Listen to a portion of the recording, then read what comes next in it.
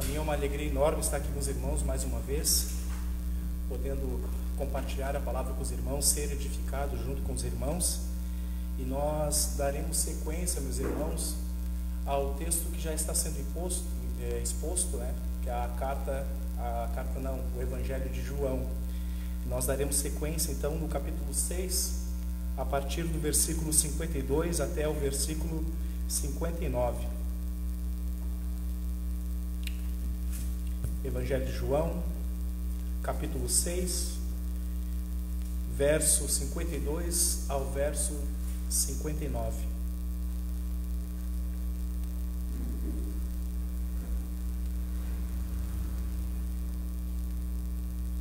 Diz assim a palavra do Senhor: Disputavam, pois, os judeus entre si, dizendo: Como pode esse dar-nos a comer a sua própria carne? Respondeu-lhes Jesus: em verdade vos digo, se não comerdes a carne do Filho do Homem e não beberdes o seu sangue, não tendes vida em vós mesmos. Quem comer a minha carne e beber o meu sangue, tem a vida eterna, e eu o ressuscitarei no último dia, pois a minha carne é verdadeira comida e o meu sangue é verdadeira bebida. Quem comer a minha carne e beber o meu sangue, permanece em mim e eu nele. Assim como o Pai que vive me enviou, igualmente eu vivo pelo Pai, também quem de mim se alimenta, por mim viverá. Este é o pão que desceu do céu, em nada semelhante àquele que os vossos pais comeram e contudo morreram. Quem comer este pão, viverá eternamente. Essas coisas disse Jesus quando ensinava na sinagoga de Cafarnaum. Uma breve oração, mais um momento, palavra de oração. Santo Deus, estamos aqui diante da Tua palavra, ela foi lida, Senhor, e agora, Senhor, ela será exposta. Pedimos, ó Deus, a Tua direção, a Tua iluminação, Senhor, sobre nós, sobre todo o povo de Deus que está acompanhando neste momento, em nome de Cristo Jesus, nosso Senhor. Amém. Bom, meus irmãos, um resumo sucinto do que já foi apresentado aqui no Evangelho de João é que João, ele apresenta Jesus como o Verbo de Deus, aquele que tabernaculou entre nós.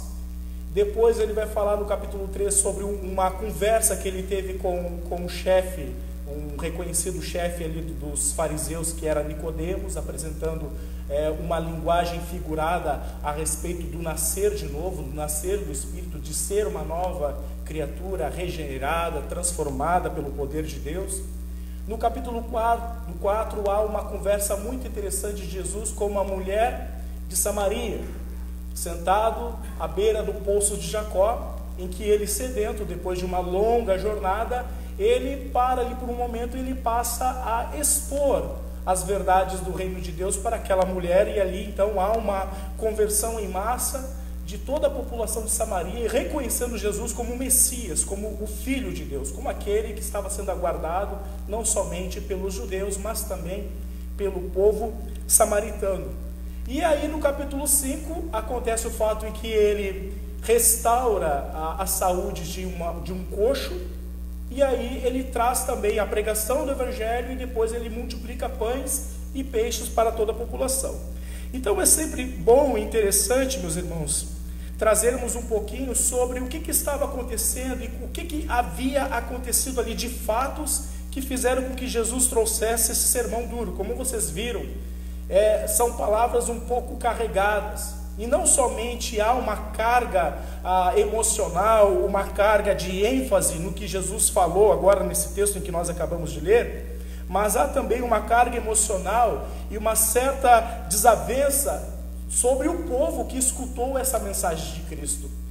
E é interessante, meus irmãos, que um dia antes de Jesus trazer esse sermão, Jesus estava sendo bem tratado pelo povo. Jesus havia multiplicado o pão, havia multiplicado o peixe, havia alimentado em torno de 5.000 homens que se sentaram sobre a relva e receberam daquele milagre da multiplicação do pão e do peixe, e aquele povo estava animado com Jesus Cristo, e isso tudo um dia antes desse sermão pesado. Então Jesus Cristo, ele multiplicou o pão, e há um alvoroço bem grande em querer tornar Jesus um rei. Vejam ali, meus irmãos, voltando a alguns versículos, no mesmo capítulo, a partir do versículo 14, vai dizer o seguinte: vendo, pois, os homens o sinal que Jesus fizera, disseram: este é verdadeiramente o profeta que devia vir ao mundo. Sabendo, pois, Jesus que estavam para vir com o intuito de arrebatá-lo para o proclamarem rei, retirou-se novamente sozinho para o monte. E aqui, meus irmãos, é muito interessante, porque o povo estava com Jesus, o povo vibrava com Jesus, o povo ele dizia: Jesus é o nosso profeta, Jesus é o nosso líder, ele tem poder, ele tem autoridade, vejam o sinal, é milagroso, é divino, este homem ele está equiparado com o poder de Deus. Então o que nós vamos fazer? Vamos torná-lo o nosso rei. E nós bem entendemos a história que Israel não era nação, Israel era apenas uma província que estava sob domínio do Império Romano. Ao tornar Jesus rei, eles estavam passando sobre a autoridade do Império Romano. Mas Jesus, ele sabia muito bem qual era o ministério dele e qual era a sua identidade. E vejam que Jesus ele tomou uma atitude que seria estranha para os nossos dias, principalmente naquilo que nós vemos de modo geral sobre a configuração do evangelicalismo no mundo inteiro. Jesus ele não aceita aquele tipo de cargo, aquele tipo de responsabilidade, mas ele se retira, ele se esconde do povo para que o povo não o proclame rei. É certo, meus irmãos, que se alguém fosse cogitado para assumir esse tipo de responsabilidade, é certo que alguém cairia nesse grande erro de tornar-se rei e de liderar este povo. Mas Jesus, ele sabia muito bem o seu ministério, a sua responsabilidade. Ele resolve então se apartar do povo. E aqui, meus irmãos, depois de todo esse alvoroço, de toda essa alegria, de toda essa exultação do povo, agora nós temos um representante da nossa luta, da nossa causa, alguém que irá resolver os nossos problemas, principalmente o problema do pão. Jesus, ele se esconde e ele atravessa o mar da Galileia, sobre as águas, e ele vai parar no outro dia lá em Cafarnaum. O povo então tenta encontrar Jesus ali onde eles estavam, Jesus não estava lá, e então eles atravessam o mar e encontram Jesus em Cafarnaum e perguntam para Jesus: Jesus, como que tu vieste? Tu estava lá e agora tu está aqui? O que está acontecendo? Então o povo começou a interrogar, a apertar Jesus: olha, você deveria estar com a gente, você não deveria ter fugido de nós. Aliás, nós somos o teu povo, você é o nosso rei, você é o nosso profeta, então fique com a gente. Por que você saiu? Por que você fugiu?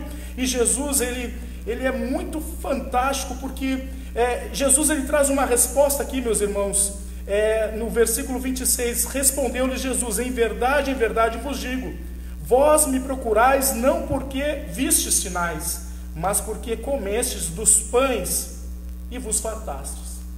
Jesus, ele não tinha papas na língua, ele não deu uma carícia no povo para revelar qual era o problema do povo. Ele foi incisivo: o problema de vocês é que vocês estão me exaltando porque eu apenas multipliquei os pãezinhos para vocês, só por isso, porque eu apenas saciei a vontade de vocês, uma saciedade do aqui e agora.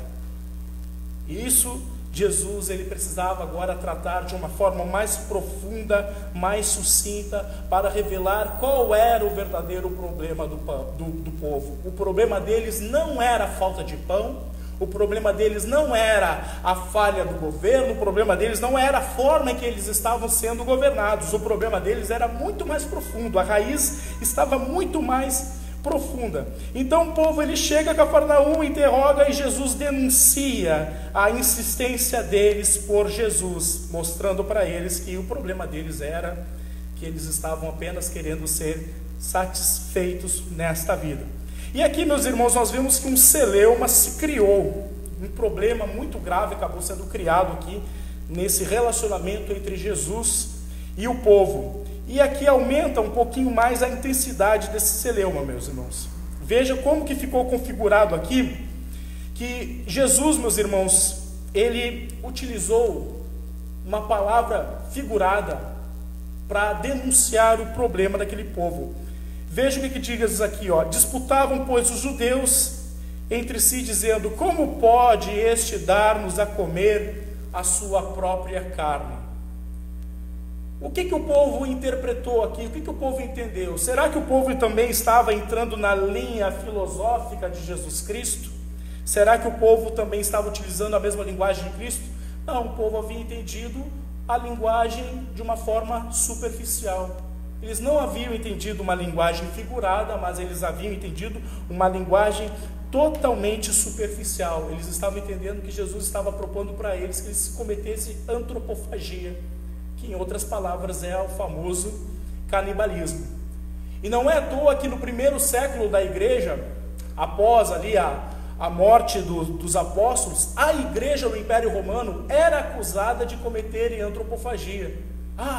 Esses crentes, esses cristãos, eles se reúnem nas catatumbas para comerem carne humana, sendo que na verdade eles estavam apenas ceando.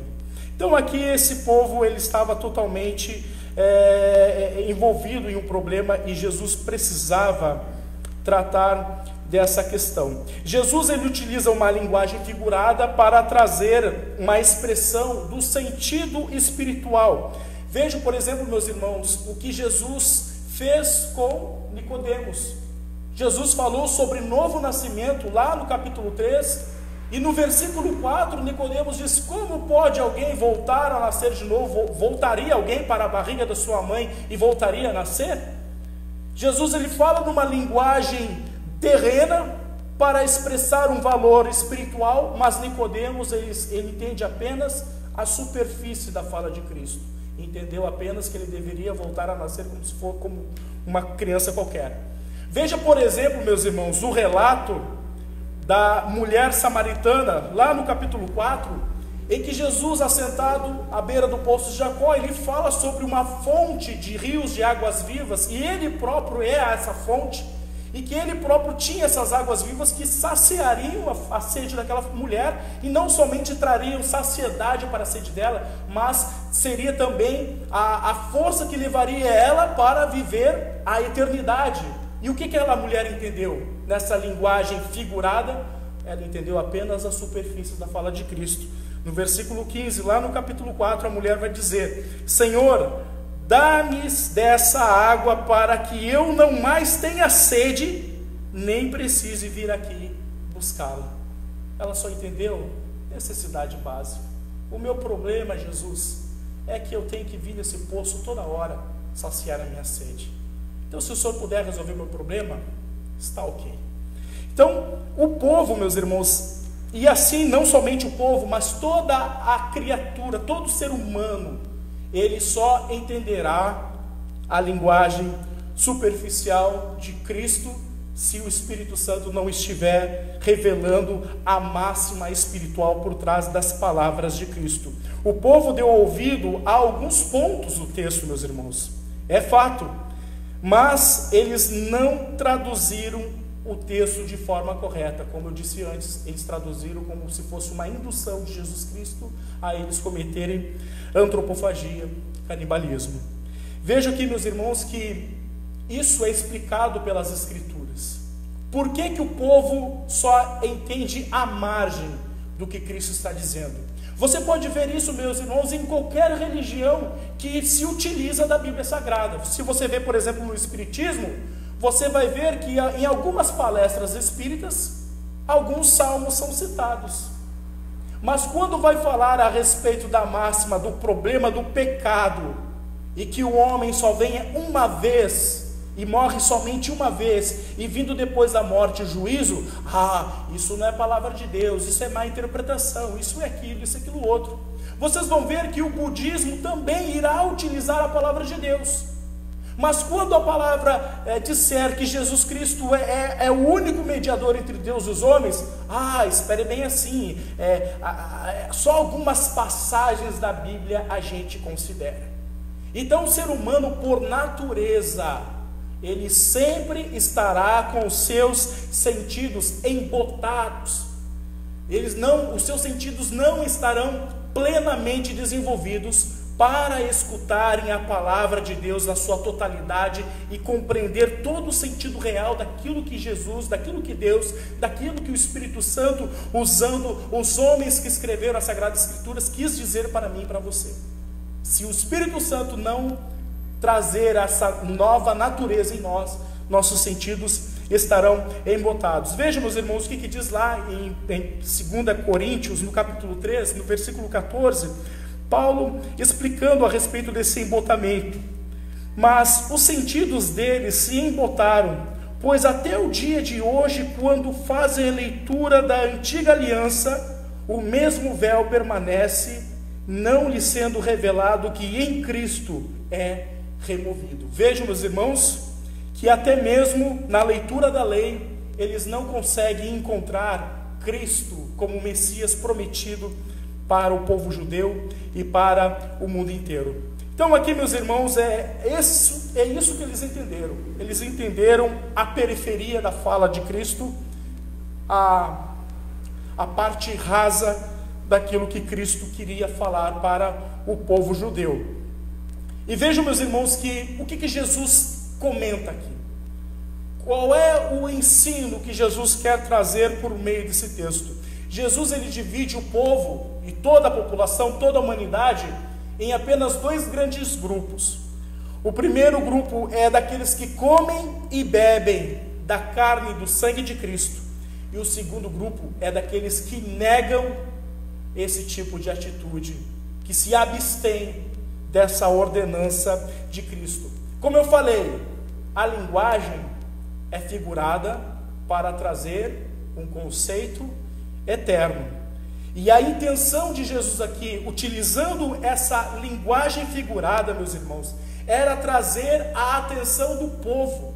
Era para chocar a atenção do povo, para que eles pudessem cavar um pouco mais fundo sobre o problema e a realidade deles. É como se uma senhora estivesse fazendo a limpeza numa mesa, ou fazendo uma limpeza da louça, ou limpeza na sala, e duas pessoas estivessem ali conversando, cochichando bem baixinho, e ela não estivesse nem dando atenção.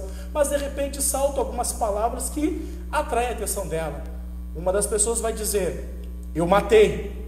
E ela, opa, a atenção dela ficou aguçada. Como assim, matou o quê? O que ele está falando? E o outro diz: sim, eu sei que tu matou. E como que nós vamos esconder o corpo? Chocou a atenção daquela mulher. Aqueles homens fizeram besteira. E o que Jesus está querendo trazer aqui é um choque de realidade na vida dos judeus, para que Jesus pudesse ir mais fundo no problema. Talvez ali estivesse escutando o sermão assim, parados, olhando, muito legal, mas vem cá, que hora que vai ser o pão? Que hora que vai ter o peixe? Que hora que vai sair a comida? Ele está só falando. E aí eles olhando para o relógio, porque na verdade o povo, como Jesus denunciou, estava ali por causa do pão. Vocês estão aqui porque vocês estão satisfeitos de pão, vocês querem mais pão. Eles ficaram esperando a hora do pão, a hora do lanchinho. Pô, quando é que vamos ter um lanchinho? Quando eles olharam para o relógio, né, linguagem figurada, meus irmãos, e viram que a hora estava passando, Jesus estava só falando, poxa, o pão não aparece nunca. Aí eles ouviram: quem não comer da minha carne, não beber do meu sangue, não tem parte comigo. Opa, o que é? O que é isso? O que tu está falando? Vejam, meus irmãos, que Jesus falou sobre vida eterna, Jesus falou sobre a ressurreição no último dia, Jesus falou uma série de conceitos, por exemplo, de estar ligado ao Pai, de ter a vida por meio de Cristo. Mas o que chama a atenção daqueles homens é comer carne e beber o sangue de Cristo. E Jesus, ele endurece o sermão. Ele vai trazer aqui, meus irmãos, a ideia de que a vida que aqueles homens estavam vivendo, não era uma vida propriamente dita. Veja o que diz ali no versículo 53. Respondeu-lhes Jesus: em verdade vos digo, se não comerdes a carne do Filho do Homem e não beberdes o seu sangue, não tendes vida em vós mesmos. Ele aguça mais ainda a atenção daqueles homens. Olha, eu não estou dizendo que não é só para vocês comerem a minha carne, mas é para vocês também beberem meu sangue. E sangue, a palavra sarx, né? Sarx, ali no grego, ela é muito forte, meus irmãos, porque ela vai levar direto para o Antigo Testamento, lá para Levítico, lá para a ordenança, dizendo que o povo judeu, o povo de Israel, não deveriam comer o sangue do animal, porque a vida do animal estava no sangue. O sangue deveria ser derramado, ser tapado pelo pó da terra, e o que eles deveriam comer era somente a carne do animal. Para aí, está dizendo então que é para a gente quebrar até o mandamento de não comer carne? Além de fazer uma coisa totalmente, uma coisa abominável, tu está querendo dizer que a gente deve beber o teu sangue também? E aquilo ali provocou choque na vida dos judeus. Então Jesus, ele foi feliz em chamar a atenção daqueles homens. Olha, vocês têm que atentar agora para o que eu vou começar a falar a respeito disso. E Jesus começou a cavar para mostrar essa realidade. E aqui, meus irmãos, nós vemos que Jesus, nessa dureza de discurso, vamos dizer assim, ele passa a trazer alguns princípios. E ele divide aqui os povos entre aqueles que obedecem a Cristo e aqueles que não obedecem. Vejam, meus irmãos, que aqueles que não obedecem à ordem do Senhor, ele vai trazer aqui uma consequência. Ele diz o seguinte, no verso 53, não tendes vida em vós mesmos. Ele encerra toda a humanidade numa realidade, dizendo, olha, o que você está vivendo nesse exato momento não é vida. A proposta de Cristo para mim e você é algo muito além desta vida. Por que essa realidade seria a vida que Deus propõe para nós, se essa realidade é uma realidade conturbada, é uma realidade instável, é uma realidade dolorida, é uma realidade que nos causa tristeza, é uma realidade que não nos dá clareza? A realidade que você está vivendo não é a realidade final. Ponto. Jesus encerra todos os homens e diz, essa não é a realidade proposta por Deus. O homem não foi criado para chorar, o homem não foi criado para ter dor, o homem não foi criado para ser separado dos seus antepassados que são levados pela morte. O que Deus propõe é uma vida eterna, é uma vida em alegria. A alegria que vocês tiveram agora com o pão que eu multipliquei, não é a alegria que Deus tem proposto para vocês. Jesus encerra todos eles. E se vocês não aceitarem do meu sacrifício, vocês não terão vida em vocês próprios. O que vocês estão vivendo não é vida. E ele fala várias e várias vezes que ele, Cristo, tem vida nele próprio. Não é à toa que em Isaías ele vai ser apresentado como aquele que é o Pai da eternidade. Até mesmo a realidade da eternidade só é concebida por meio do Deus triuno. A eternidade só é eternidade porque Deus é. Então o que você vive ainda não é a tua realidade final, porque você não tem vida própria. Só quem tem vida própria e pode conceder a quem ele quiser é Jesus Cristo. E aí ele traz um outro contraste. Aqui ele definiu, olha, todos que não aceitam o que eu tenho a propor, o meu alimento, estão nessa realidade. Agora eu vou apresentar aqui a realidade daqueles outros que concebem aquilo que eu estou falando. Quem comer a minha carne e beber o meu sangue tem a vida eterna, ou seja, não adquire, não possui por um momento e perde logo em seguida, não, ele tem a vida eterna, e eu ressuscitarei no último dia. Depois ele vai falar que a carne e o sangue dele é verdadeira comida e verdadeira bebida. No versículo 53 ele vai dizer que aquele que come da minha carne e bebe meu sangue, permanece em mim e eu nele. Está falando aqui de comunhão. Também no versículo 57 diz que aquele que executa a ordem de Cristo, por ele viverá. E no versículo 58 ele vai dizer que viverá eternamente. Mas esses homens não escutaram isso. O que eles escutaram? O que? Comer carne e comer sangue? Você já tiveram aquele momento de debate em que você está pontuando um assunto? Ponto 1 é isso. Ponto 2 é isso. Ponto 3 é isso. Ponto 4, ponto 5, ponto 6. E a pessoa vai responder para ti: puxa, mas eu não concordei com esse teu ponto 2 aí, eu não tenho nada a ver com o que tu falou. É isso que o povo estava fazendo. E isso é fruto de um povo obstinado. E o ser humano, por natureza, é obstinado em conceber e fazer o mal. É isso que eles estão demonstrando diante de Cristo. Cristo, ele trouxe a máxima: vocês deverão comer a minha carne e o meu sangue, vocês terão vida eterna, vocês terão comunhão com Deus, vocês experimentarão a vida, eu estarei em vocês, vocês estarão em mim, teremos um elo de amizade, não só criados para viver eternamente, mas criados para a comunhão com Deus Todo-Poderoso. Mas o que vocês querem é saber se eu estou falando de antropofagia ou não. Isso é fruto de um povo obstinado. E aqui, meus irmãos, o que Jesus então faz com este povo? Este povo era tão obstinado que no versículo 30, quando Jesus se apresenta como o pão vivo que desceu do céu, ele chegou a perguntar para Cristo: que sinal fazes para que o vejamos e creiamos em ti? Quais são os teus feitos? É como se Cristo olhasse: puxa, mas eu acabei de multiplicar o pão, eu acabei de curar um coxo, e vocês ainda estão questionando que sinal eu estou fazendo? Eles estavam querendo dizer: por acaso tu Jesus, tu é maior que Moisés?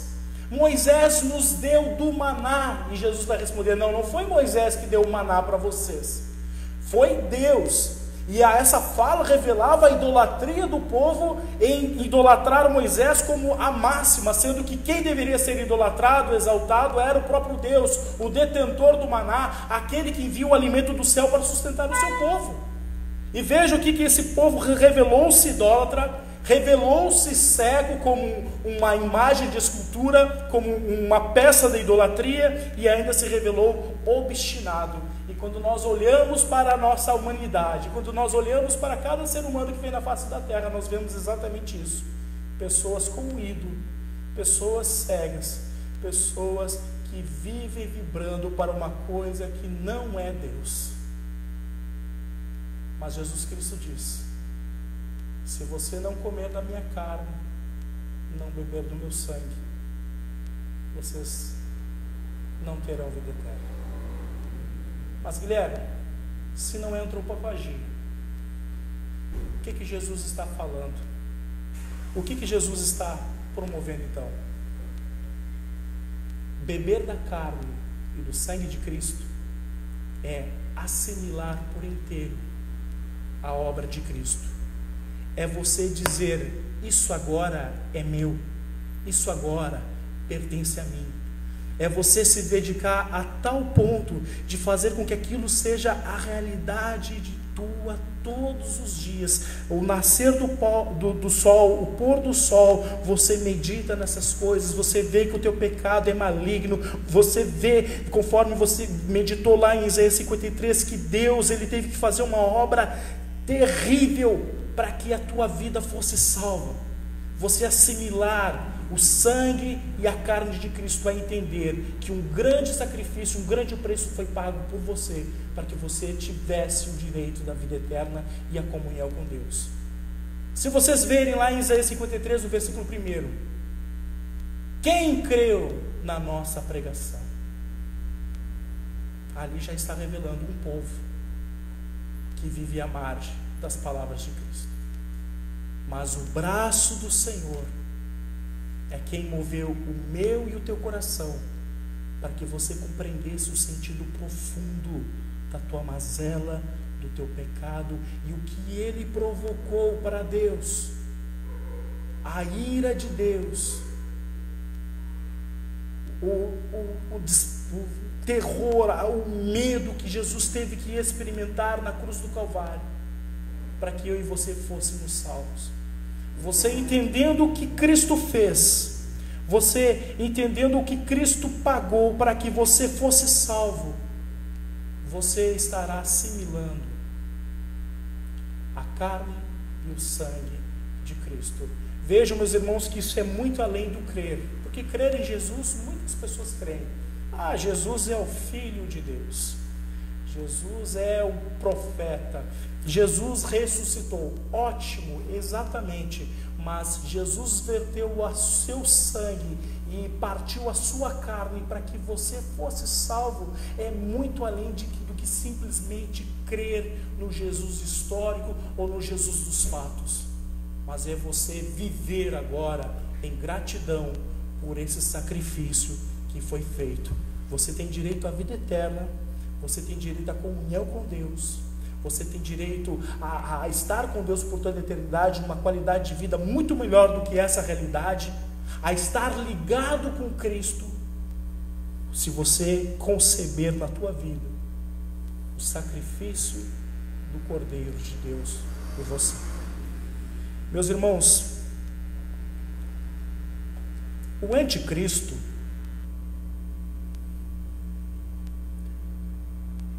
ele vai negar cada um desses pontos aqui. O espírito do anticristo vai negar até mesmo o fato de que Jesus morreu, de que Jesus derramou o seu sangue.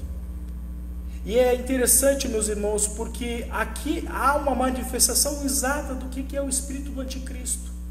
Eu não aceito que Jesus tenha morrido por mim, eu não aceito que ele tenha dado a sua carne por mim.